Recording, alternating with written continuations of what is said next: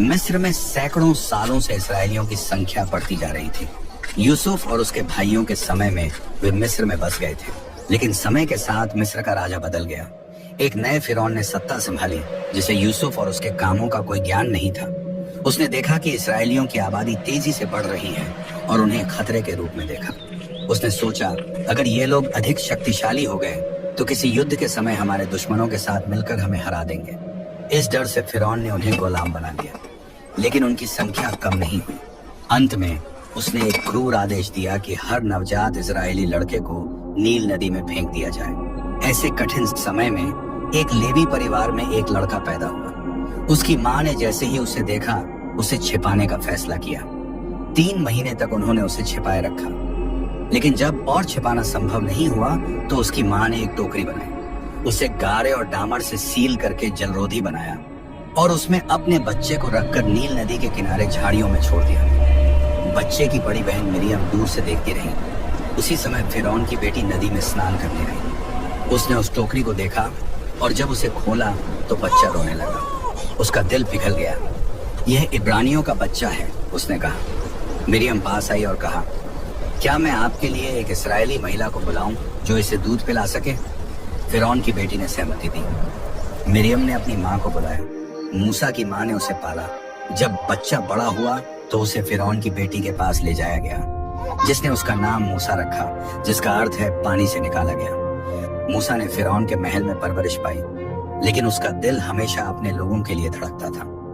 एक दिन उसने देखा कि एक मिस्री एक इब्रानी को पीट रहा है। मूसा ने उस मिस्री को मार डाला और उसे रेत में छिपा दिया। अगले दिन उसने 2 इब्रानियों को झगड़ते देखा। जब उसने उन्हें शांति बनाने के लिए कहा तो उन्होंने ताना मारा, क्या तुम हमें भी मार डालोगे जैसे उस मिस्री को मारा? मूसा को डर लगने लगा कि उसकी हरकत का पता चल गया है। फिरौन को जब यह बात पता चली तो वह मूसा को मारने की योजना बनाने लगा।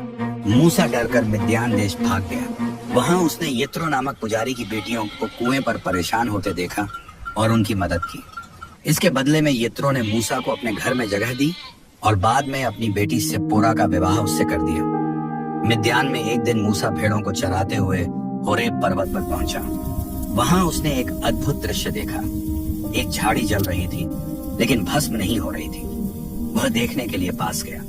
तभी परमेश्वर ने उसे पुकारा, मूसा, मूसा। परमेश्वर ने कहा, पास मत आओ, अपने पैरों से जूते उतारो, क्योंकि यह स्थान पवित्र भूमि है।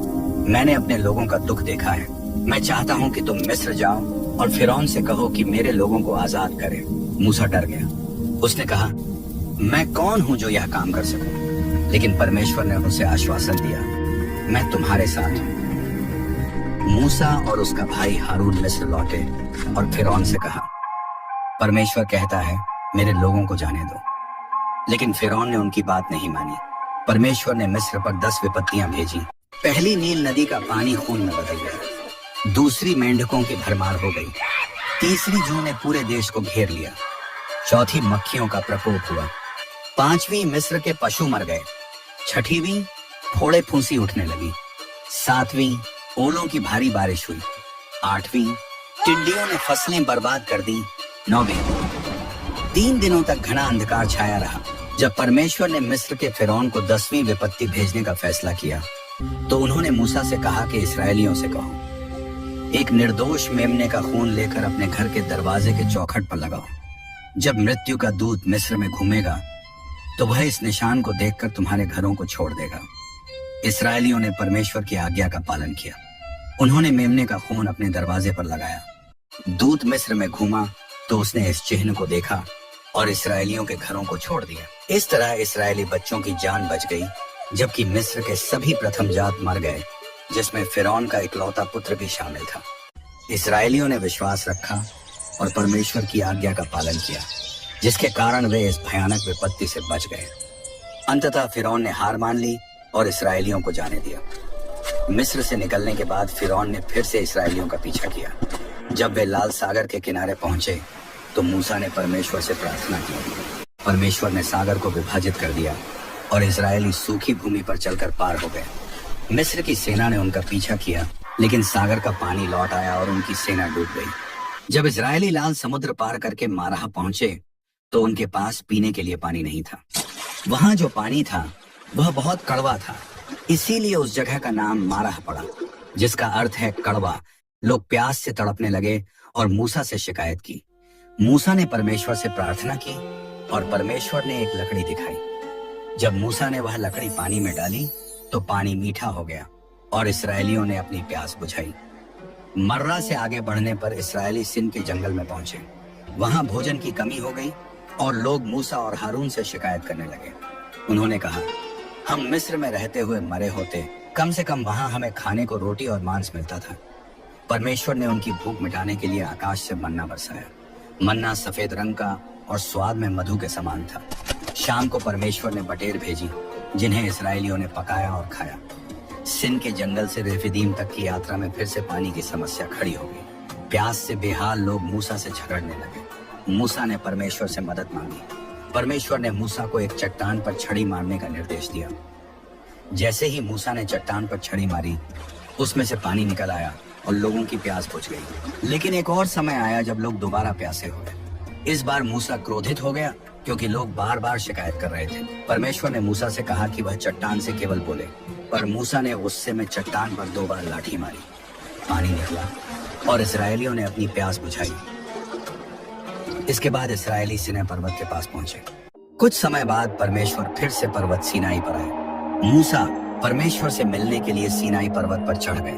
वहां परमेश्वर ने मूसा को 10 आज्ञाएं दी। मूसा पर्वत पर कई दिनों तक रहे और इस दौरान वह इसराइलियों के बीच नहीं लौटे। मूसा के लंबे समय तक न लौटने पर इसराइली अधीर हो गए।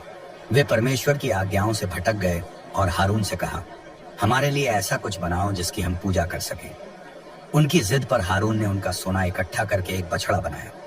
इसराइलियों ने उस सोने के बछड़े की पूजा शुरू कर दी, जैसे वह उनका परमेश्वर हो।